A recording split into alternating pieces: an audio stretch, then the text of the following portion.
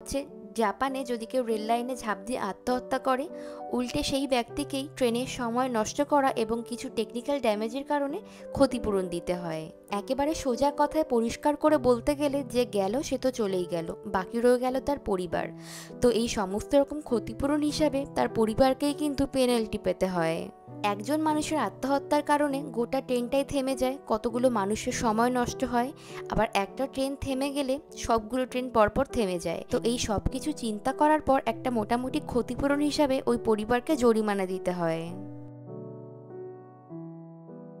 এছাড়াও আমরা তো মোটামুটি সকলেই জানি জাপানের ট্রেনগুলোতে কোনো হকার বা ভেন্ডার থাকে না। কিছু খাবার ইচ্ছা হলে আপনাকে নেবে, তবেই খেতে হবে। ট্রেনের ভেতরে কোনো খাবার খাওয়াও কিন্তু নিষেধ, যাতে ট্রেনের ভেতরটা খুব পরিষ্কার পরিচ্ছন্ন বজায় থাকে, খুব একটা নোংরা না হয়।